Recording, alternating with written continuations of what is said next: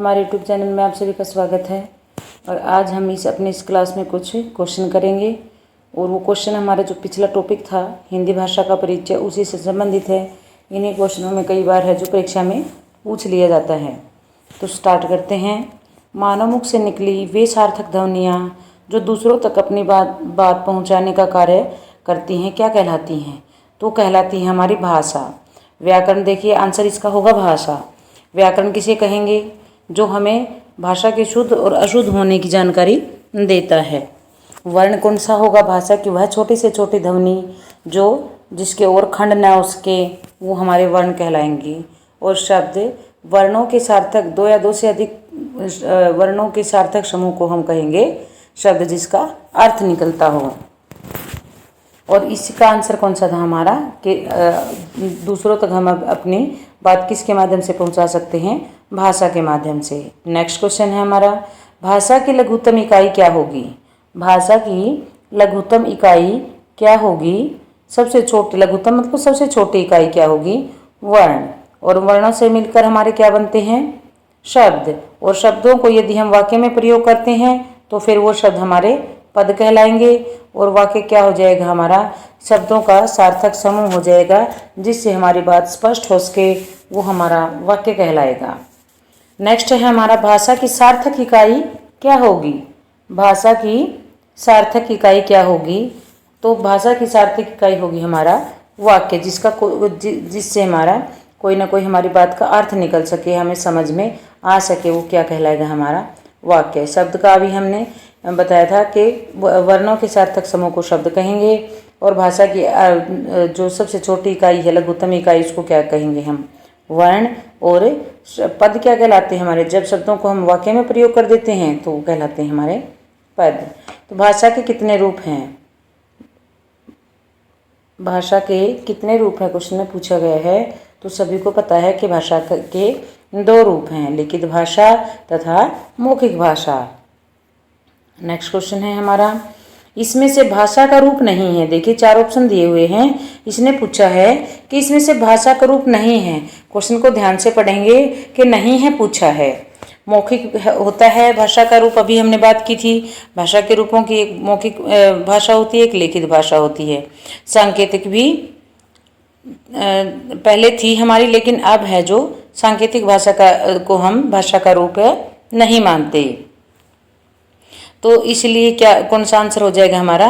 सांकेतिक भाषा का भाषा है जो भाषा का रूप है, नहीं है। तो ऑप्शन जो सी है हमारा, वो इसका आंसर हो जाएगा।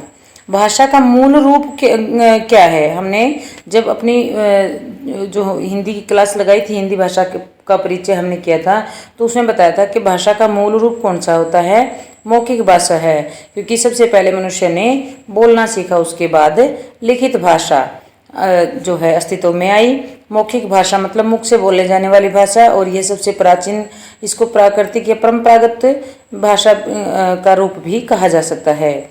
और लिखित भाषा पता है हम सभी को कि जब हम बोली जाने वाली ध्वनियों को लिखकर प्रकट करते हैं अपनी बात को, तो वो लिखित भाषा होती है। और सांकेतिक भाषा जो भाषा का रूप नहीं है।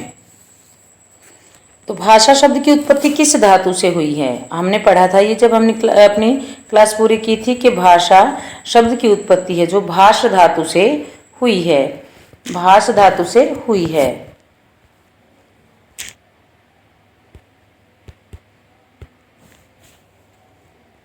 आगे क्वेश्चन है हमारा, भाषा की व्यवस्था के नियमों को क्या कहेंगे?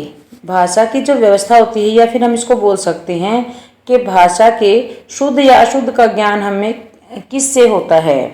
किससे होता है हमें शुद्ध और अशुद्ध का? तो वो होता है हमारा व्याकरण।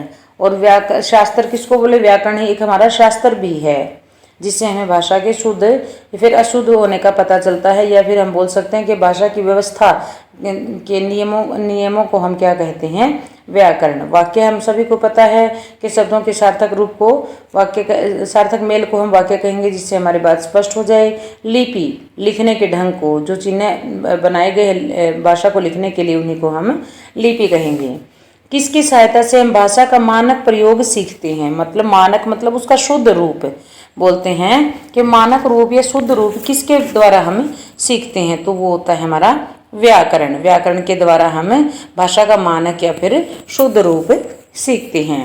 भारत संघ की राजभाषा क्या है? अंग्रेजी नहीं है, फारसी भी नहीं है, संस्कृत हमारी हिंदी भाषा की आदि जननी है, तो हिंदी भाषा हमारे भारत संघ की है जो राजभाषा है।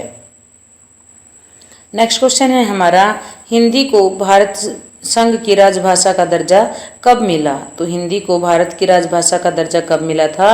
14 सितंबर 1949 को है हमारी भाषा को, जो हिंदी भाषा को भारत संघ की राजभाषा का दर्जा मिला था। 26 जनवरी 1950 से जो दिया हुआ है उस दिन है जो हमारा संविधान लागू हुआ था।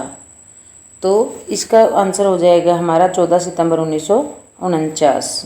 तो आज हम अपने इतने ही क्वेश्चन अपनी इस क्लास में करेंगे। नेक्स्ट क्वेश्चन हम अगली क्लास में करेंगे। धन्यवाद।